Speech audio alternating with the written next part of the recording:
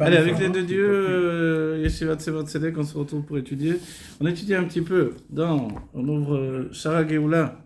C'est-à-dire Shara Geoula, évidemment, ce sont des livres de Echad Menachem, donc des écrits du Rabbi. Évidemment, c'est magnifique. Qu'est-ce qu'ils ont fait?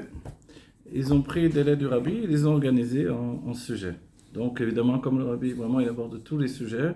Donc, on a tous les sujets. Ici, Shara Geoula, forcément, ça parle de la Geoula, du Mashiach. Donc, on va faire juste un petit kéta entre nous pour avancer un peu les choses dans la compréhension de la Geoula. Ok?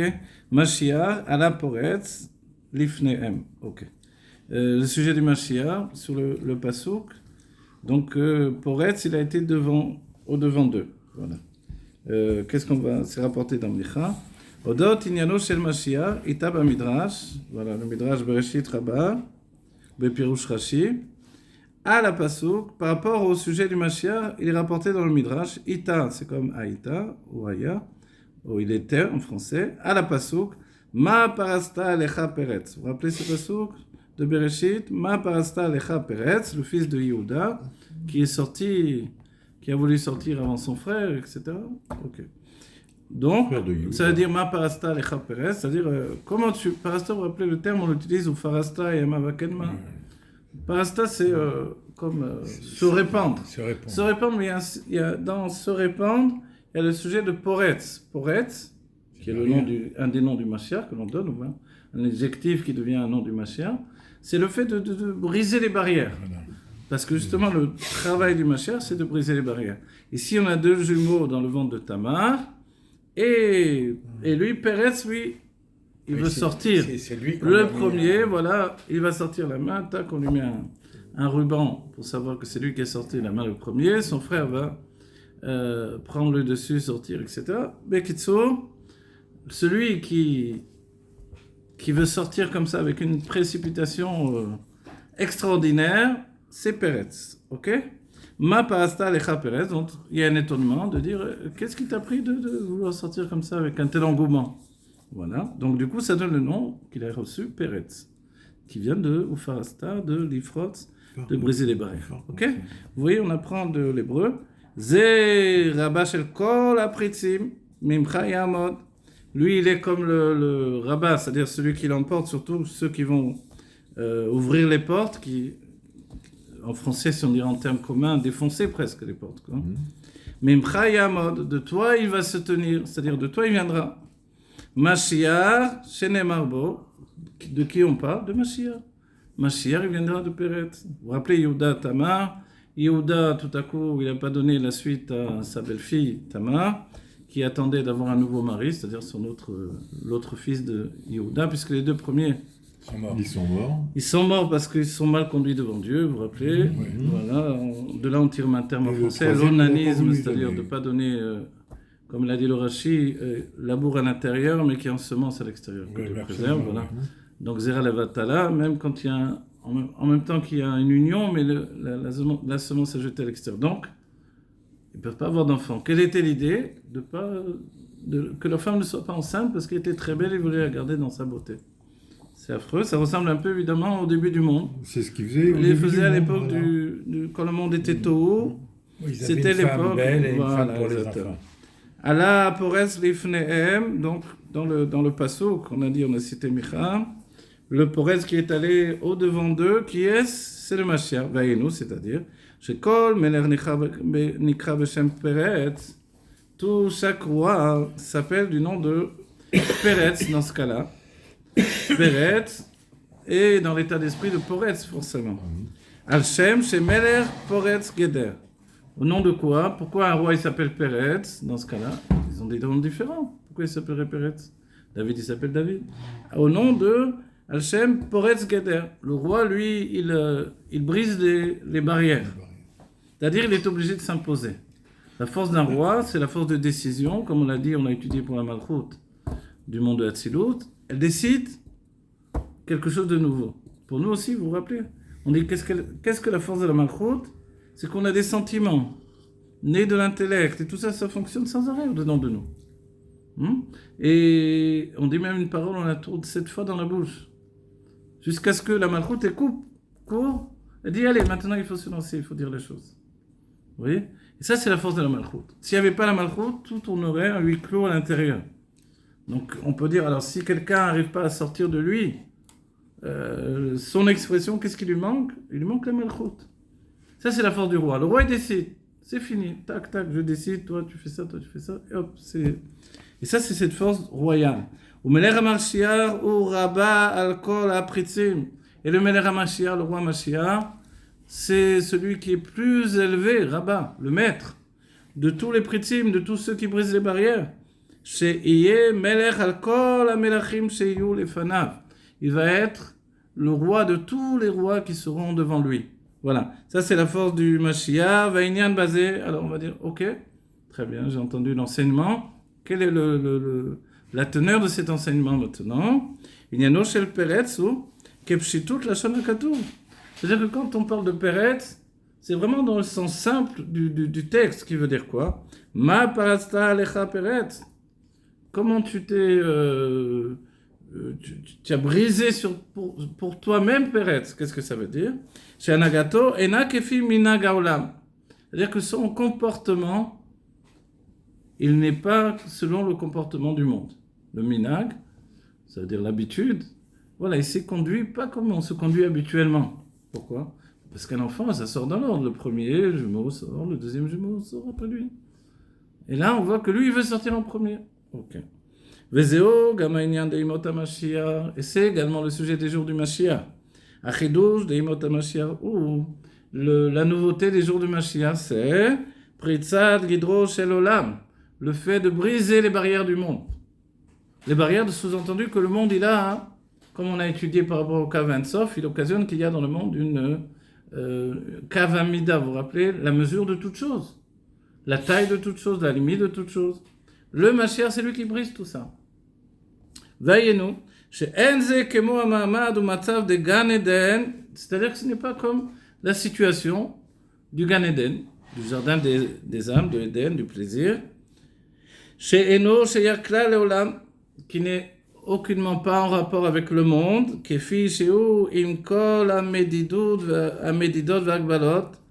n'est pas en relation avec le monde tel qu'il est, avec toutes ses limitations. Sous-entendu que le monde, il a ses limitations, et le Gan Eden, lui, a priori, il sort de ces limites-là. Et là, mais au contraire, on l'a souligné souvent dans nos cours, le fait qu'un dévoilement de Elokut s'accompagne toujours de ces notions de Nosea Fachim, qui réunit des contraires. Un paradoxe. Vous voyez? On a le pasuk, Rabbi Yochanan Omer, Bekol makom sheta motze gdulato, sham ata motze amdvatanuto. Rabbi Yochanan nous dit, dans chaque endroit où tu vois sa grandeur, là-bas tu trouves sa anava. C'est-à-dire, il est immense, mais regarde la petite fleur, comme il a bien dessiné, les couleurs qu'il a mis, etc. La petite bête, là, nous on l'écrase la petite bête, on s'en fiche, on fait pas attention à elle. Mais Dieu, il s'est penché sur la petite bête, il a travaillé, il a fait des couleurs extraordinaires, etc. Et à l'infini, tout dans les mondes détails. Mais la manière dont tu parles là, c'est une nouvelle approche sur la grandeur de Dieu. Parce Exactement. Dit Dieu, il est comme ça, mais là, tu touches du doigt comment il est... Voilà, et ça c'est le Nosea Fachim, exactement. Ouais.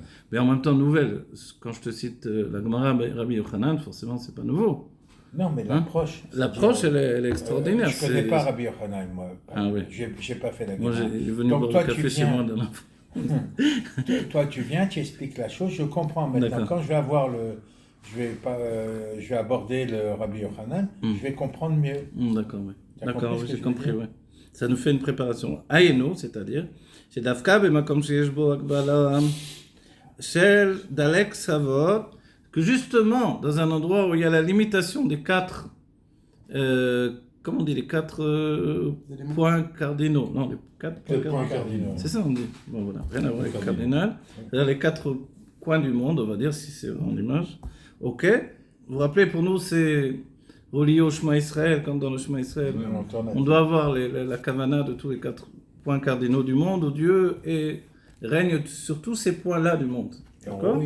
Et ça, voilà, et ça souligne également les Daled Ruchot, les quatre, alors traduction, je ne sais pas comment on traduit, mais parce que ça donne quatre vents, c'est nul, c'est pas tout ça. Mais en fait, les quatre, là aussi, les quatre extrémités du monde, Yama Vakenma, Utsvona Venegba. Voilà. Alors évidemment, le sud, le nord, l'est et l'ouest, ok, c'est lié avec Uparasta forcément. Pas le Rabbi rapporte ça comme ça. Le Rabbi, c'est une construction, comme on a dit, avec les noms de Sharebina. Naasa Inyan Shel Uparasta. Voilà. Tout ça, ça fait le sujet d'Uparasta. Qu'est-ce qu'on traduit jusque-là? C'est-à-dire que le Mashiach, lui, qui vient de Peretz, Uparasta Alecha Peretz, qu'est-ce qu'on a dit? C'est cette force d'être Poretz, mais dans un lien de rabat, au-dessus de tous les autres. C'est-à-dire au-dessus de tous les rois qui, eux, ont la force incroyable. Vous voyez, la Gemara nous dit, un roi, s'il a décidé, ou la Mishnah plus précisément, de faire une route au plein milieu de ton champ, tu dis quoi, mon champ? Mais ça va pas. Quoi, des voitures, elles vont rouler dans mon champ? Le roi, il a dit, c'est comme ça, tu n'as pas demandé ton avis. Le roi a décidé qu'il veut une route droite depuis le palais d'été au palais d'hiver, et c'est comme ça. Bon. Alors ça, c'est la décision du roi. Il va briser, mais il y a des murs, il y a des montagnes au milieu, il ne pourra pas faire ça. On va faire sauter les montagnes, on va faire sauter les murs, et il partira. C'est quoi cette décision-là? C'est ça la force du roi de décider de briser les barrières. Évidemment, là, ça a été matériel, ce que j'ai dit, mais c'est un exemple des sages. Spirituellement, si on nous dit qu'entre le monde de ce qu'on a étudié, de Bria, et le monde de Hatzilut, quand je veux m'élever dans le monde de Hatzilut, ou quand je descends, mon âme descend vers le monde de Bria, elle passe par le manteau de la Bina, qu'on a appelé le Malbouche, qui est un écran de séparation, qui fait qu'une fois j'ai passé ça, je suis déjà dans un voile qui me configure à la limitation. Donc je vais m'avancer vers la conscience. La conscience de moi-même, c'est la séparation d'avec Dieu, ce qu'on a étudié. Mais le Mashiach, ça veut dire quoi? Qu'il va briser ça. Il va briser cet écran de séparation. La même chose entre le conscient et l'inconscient dans notre cerveau. On a dit, entre le Keter et la Chokhmah, il y a un Aïn, un niveau de Aïn. C'est un écran de séparation. Le Mashiach, lui, va comme briser la membrane. Même la membrane qui entoure le cerveau, l'inconscient va se déverser. Aujourd'hui, on serait tout de suite en asile de fous, peut-être. Aujourd'hui, peut-être pas directement aujourd'hui, on est vraiment dans Yimot HaMashiach, les jours du Mashiach. Voilà. Combien d'années qu'on va voir Mashiach? mais dans la Géoula, c'est ça, on aura les Kélim. Les Kélim pour, comme on dit en hébreu, les modèles imzé.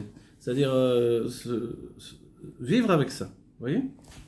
Vezeo gam achidouch shel Mashiach, et c'est également la nouveauté du Mashiach. Shebioto adam ba'olam hazeh. Bien qu'il ait un homme dans ce monde-ci, le Rambam il insiste. Parce que certains ont voulu dire, non, Mashiach, c'est une période. Ok. Même des sionistes qui ont dit ça. Je ne sais pas comment ils ont fait pour aller contre l'idée du Mashiach, définie par le Rambam. Mais quoi qu'il en soit, certains ont dit c'est une période, d'autres ont dit non, c'est pas vraiment... C'est plutôt comme un ange, d'autres ont dit il va apparaître comme ça. Ouais. Le Rambam, il est le seul, et puis le seul possèque sur le sujet, le seul décisionnaire sur ce sujet, puisqu'il n'y a pas autour de lui finalement d'autres qui ont statué sur ce sujet-là. Il a dit que ça devait être un homme né d'une mère, physique. Ensuite, c'est un sage qui étudie la Torah jour et nuit, et qui pousse tout le peuple juif à aller dans le sens de la Torah, à faire la mitzvot. Et déjà, là, il a un statut de Cheskat Mashiach. Ensuite, quand il construit le Beth Amikdash, Bim Komo, en son endroit, avec toutes les explications, qu'est-ce que ça veut dire? Depuis l'endroit où lui-même il enseigne la Torah, ce que le Rabbi nous dit dans Beth Rabbeinu, chez Bavel, et il rassemble tous les exilés d'Israël, alors c'est Mashiach Vadaï. Voilà. Donc on a une construction humaine en réalité. Même s'il y a des passages qui sont divins dans tout ça, mais en réalité, c'est quand même un homme qu'on va suivre. On ne suit pas une idée, on ne suit pas un mouvement, on suit pas... Parce qu'il y aura toujours des mouvements. Mais quand on suit un homme, c'est quelque chose de différent. On est tous attachés au Rabbi Melech Mashiach, parce que c'est un homme, c'est un visage, c'est une stature, c'est une personnalité. C'est pas quelqu'un... le Rabbi, on demande un conseil, il nous dit des conseils concrets. Et moi, j'ai essayé toujours, quand on m'a demandé des conseils, d'aller derrière du Rabbi. Alors on vient me voir des fois parce qu'ils disent « Ah, c'est un Mekoubal, on va aller le voir, il va nous dire des trucs zgoula. » Moi, je dis des choses très simples que le Rabbi a dit. Et d'abord, de voir si on est en bon sentier, si tout va bien, des choses normales de la réalité. C'est comme ça qu'on est inclus pour la Shrina, pour que la Shrina se répande dans notre vie, que ça nous donne la Géoula. Ok. Donc le Mashiach, c'est un homme, on a dit, un homme, Adam Baolam Hazeh, un homme qui est dans ce monde-ci, Kemo Shekatav Rambam, voilà, comme le Rambam a dit, Yifal Baolam et Asdarim Shel Imot HaMashiach. C'est merveilleux cette phrase-là, d'après le Rambam. Il va entraîner dans le monde les Sdarim de Imot HaMashiach, c'est-à-dire vous savez ce qu'on dit des Sdarim, comment tu traduis Sdarim en français? C'est-à-dire les Sdarim, c'est comme on dit un emploi du temps, vous voyez? C'est-à-dire les choses fixées. Comment on fixe dans notre réalité les Sdarim de Imot HaMashiach, des jours du Mashiach? Comment on va faire ça? C'est-à-dire jusqu'à présent, les choses étaient organisées dans ma vie de Galout. À commencer par les Beit Knessiyot, d'accord? Le fait de me lever le matin, d'aller prier, mais dans la Géoula, on va avoir une nouvelle vie puisqu'il y a le Beit HaMikdash. Quand il y avait le Beit HaMikdash, il n'y avait pas forcément des maisons de prière en dehors du Beit HaMikdash. Alors tout était différent. Il a fallu réorganiser, c'est depuis Yochanan ben Zakkai qu'on a réorganisé la vie juive à partir de, justement, à sortir du Beit HaMikdash, en dehors du Beit HaMikdash. Donc maintenant, quand le Beit HaMikdash revient, l'un des travaux du Mashiach, c'est de nous réinstaller dans une nouvelle période. Pas simplement avec un Beit HaMikdash, parce que ça nous réinstalle dans les mitzvot qui sont liés au Beit HaMikdash, les mitzvot de la terre d'Israël, d'accord? C'est-à-dire les Bikurim, les Masrot, etc. Tout ce qui est réellement donné à la terre d'Israël, mais également le fait d'y aller au Beit HaMikdash. Et le fait d'aller prier là-bas, et le fait de vivre une vie totalement différente, avec l'Elokout, Begilou dans le monde entier. Précédemment, la vision de l'Elokout de Dieu, c'était uniquement dans le Beit HaMikdash. Tout à coup, la vision de Dieu va se faire dans le monde entier. Alors on va dire, alors pourquoi on va au Beit HaMikdash? Ah, vas-y, tu vas comprendre la différence. C'est-à-dire qu'il va y avoir un niveau encore supérieur à atteindre au Beit HaMikdash, si bien que, vous vous rappelez, on a étudié, c'était à la Choule, on a étudié Kol Chodesh Vechodsho, Kol Shabbat des Shabbatot, la veille de Shabbat, la veille de Rosh Chodesh, on viendra au Beit HaMikdash. Pas seulement les fêtes de pèlerinage, donc Shavuot et Sukkot, etc., mais on viendra, et Pessah, mais tout le temps, la veille de Shabbat, la veille de Rosh Chodesh, on vient au Beit HaMikdash pour que ça nous occasionne la notion de l'Irot et l'Okut, que l'on voie Dieu de nos yeux et qu'il nous voit. On va dire, attends, parce que le chidouche de la Géoula, c'est que Dieu n'est plus masqué. On le voit de partout. Donc il va y avoir une nouveauté au Beit HaMikdash par rapport à ce que l'on voit nous-mêmes. Voilà. Mais on dit que à l'époque de Mashiach, que le monde va être Israël sera voilà, le Beit HaMikdash, c'est vrai. Et le Kodesh HaKodashim, Jérusalem. Donc, voilà. C'est-à-dire que le Beit HaMikdash, ce sera Jérusalem. Le Eretz Israël sera Jérusalem. C'est-à-dire, j'ai dit d'une manière différente. Jérusalem d'aujourd'hui sera Israël. Oui. Sera Israël et Israël sera. Voilà, il y a un niveau où la Kedusha se répand. Il faut le dire comme ça peut-être. Donc, le Harabayt, le Beit HaMikdash, il se répand sur toute Jérusalem d'aujourd'hui. Oui. Jérusalem se répand sur tout Israël. Israël se répand sur le monde entier. C'est ça. Voilà. Donc en fait, on a un Ufarasta, comme on dit là. La terre d'Israël se répand depuis la Kedusha du Beit HaMikdash vers la Kedusha de Eretz Israël. On sera de partout en Eretz Israël. En Alaska, à Katmandou. Et alors, notre travail du jour, qu'est-ce que ça va être, nous? Parce que à l'époque quand il va y avoir la Géoula, qu'il va y avoir le troisième Beit HaMikdash, on aura besoin de prier, puisqu'il y aura les sacrifices qui seront revenus. Donc il n'y a plus besoin de prier. Vous savez que d'après le Rambam, qu'est-ce qu'on fait? D'après le Rambam, il pense qu'il n'y aura pas les sacrifices, comme on dit donc les korbanot, si ce n'est le korban toda. Korban toda, qu'est-ce qu'il veut dire? Oui, parce qu'on ne va plus fauter. Non, lui donne un tam. C'est vrai qu'il donne un tam. Une raison. C'est dans le Moreh Nevuchim. C'est vrai que là-bas, il donne un. Comment dire en français? Le guide des égarés. Oui. Moi, j'ai étudié en arabe dans le texte. Non, je regarde. Dans le guide des égarés, il dit que, compte tenu qu'avant les gens étaient habitués d'apporter des corbanotes, c'était on va dire les us et coutumes. Les us et coutumes du monde. Les gens étaient habitués. Aujourd'hui, on n'est pas trop habitués. Si on voit quelqu'un qui porte un corban, on dit il fait Avodah Zara. C'est de l'idolâtrie. Ok. Donc, lui, il pense déjà à son époque, le Rambam, c'est le Moyen-Âge. Alors, un peu plus après le Moyen-Âge, peut-être la Renaissance, je sais pas, entre le Moyen-Âge et la Renaissance. Mais déjà, dans sa vision du monde, ça faisait archaïque de porter des corbanotes. Ok? On va dire, alors, est-ce que nous, on va le faire dans la Géoula, comme Abraham, Yitzhak, Yaakov, comme Moshe, c'est venu par l'intermédiaire de Yitro, finalement. Alors, est-ce qu'on va le faire ou non? Le Rambam pense qu'on n'aura pas vraiment une nécessité, parce que ce ne sera plus l'habitude du jour. Mais il nous dit que, par contre, certainement qu'on apportera le Korban Toda. Voilà. Et en plus du Korban Pessar, bien entendu. Ah, voilà, le Korban Pessar, il a un peu une autre structure que les Korbanot habituels. Ne serait-ce que parce qu'on le mange nous-mêmes. Vous voyez? Ou le Korban... le Korban Pessar, tout le monde le fera. À la limite, peut le faire chez lui, parce qu'il n'est pas obligé d'aller au Betamikdash. Non, alors il faut le manger dans Jérusalem, n'oubliez pas. Ah oui, c'est vrai qu'il faut le manger. Aujourd'hui, on est en exil, on le mange. Oui, alors, comment tu vas faire? Le monde entier. Alors voilà, le Rabbi a répondu à ça. Il dit, un nuage va venir nous chercher. Et le Rabbi dit que ce n'est pas une image, ça va être une réalité qui va rentrer dans notre vie. Si on voit des tonnes dans le ciel qui volent avec un avion sur des nuages, un nuage, il peut nous porter, nous. Ce n'est pas une grande difficulté. Si vous voulez, quand on va chercher comment c'est possible en nous de voler dans les airs, voilà, il y a la possibilité, parce que nous, on a l'élément d'air, l'élément de l'eau, du feu et de la poussière. Ce qui nous retient par terre, c'est la lourdeur de l'élément de poussière.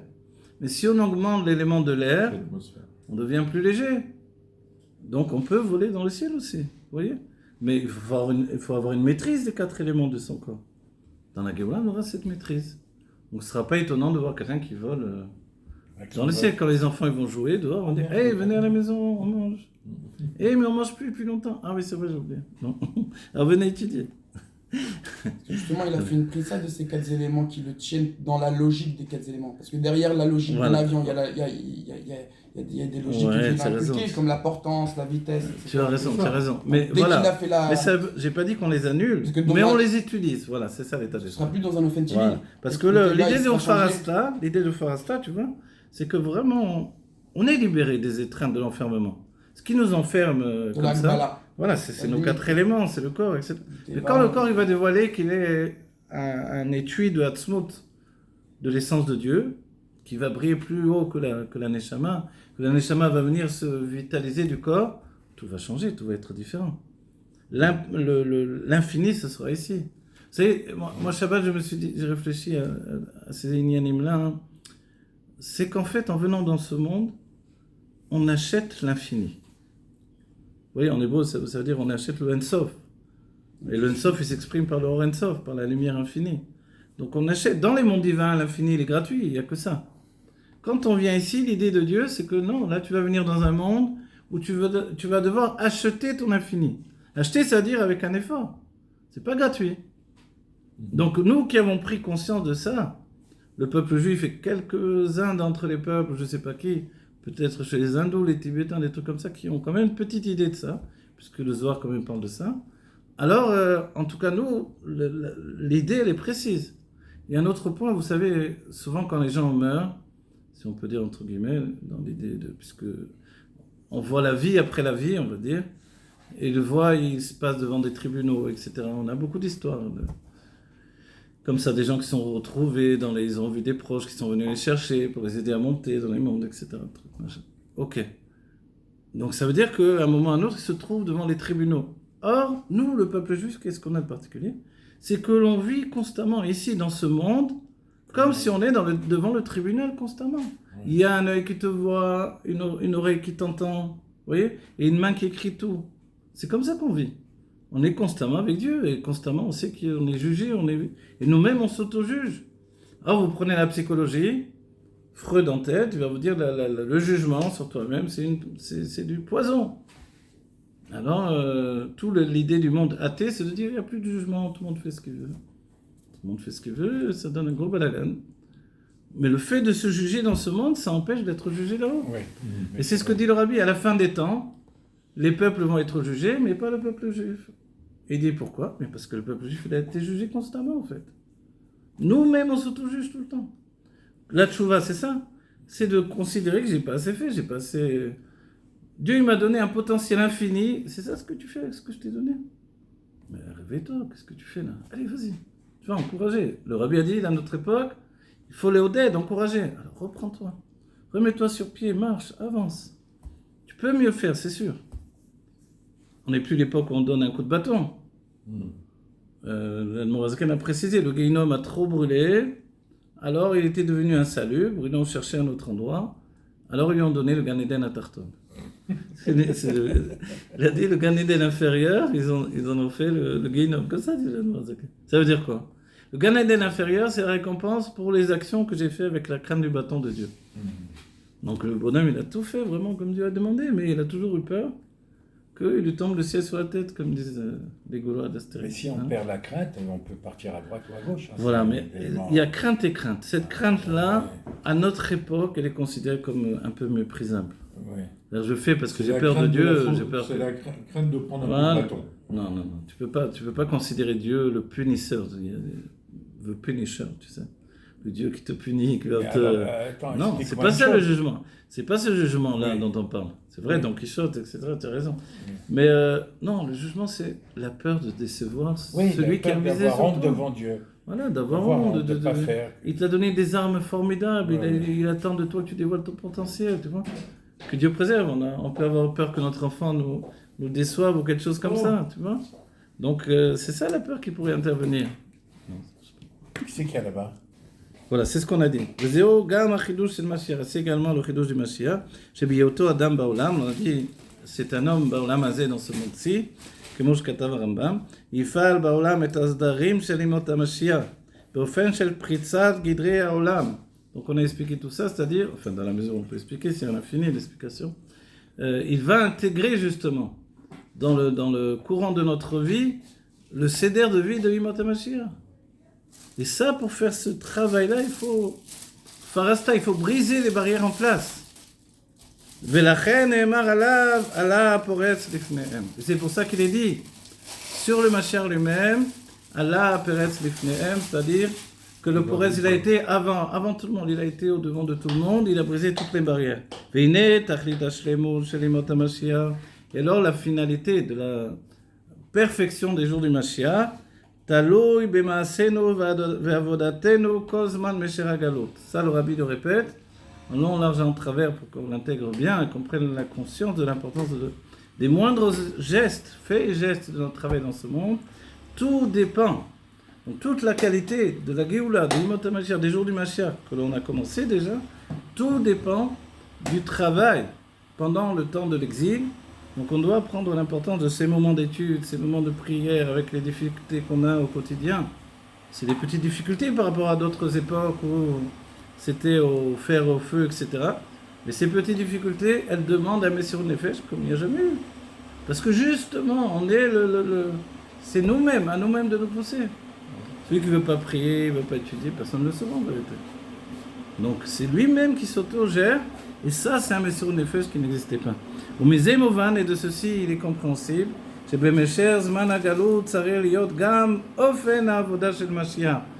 que pendant la période de l'exil elle-même, il doit y avoir également le travail qui est en relation, ou le travail véritablement de l'époque du Mashiach, le travail chez le Mashiach, le travail du Mashiach lui-même, chez Nekudato i Pritzat Gidrei Haolam, qui se résume dans cette idée maîtresse et magnifique qui est de briser les limites du monde. Donc briser les limites du monde, Olam, Elem, c'est le voile qui m'appartient, et pourtant, c'est une bonne chose le voile, puisqu'il est dit, Bishvili Nivra à Olam, pour moi le monde a été créé, et depuis le Baal Shem Tov, on explique, Bishvili Nivra Elem, pour moi a été le voile, a été créé le voile, c'est-à-dire le voile en corrélation avec Maneshama. C'est de cette manière-là et pas autrement. Mais même ça, je dois briser, je dois me dépasser, je dois continuer. Je dois trouver une vitalité que je n'avais pas peut-être hier, que je dois avoir, qui sera encore décuplée demain. Et je dois avoir un engouement pour étudier ces choses qui sont à portée de main. Tous les livres sont là. Je peux venir encore étudier ces nianim-là. Non, je dois avancer, me dépasser constamment et avoir une tête de Géoula terfomia mamash. Voilà, le Makor, c'est Torah Menachem. Voilà, Chet Rav Dalet, Amoud 285. Merci beaucoup, que Dieu vous bénisse, et Amen.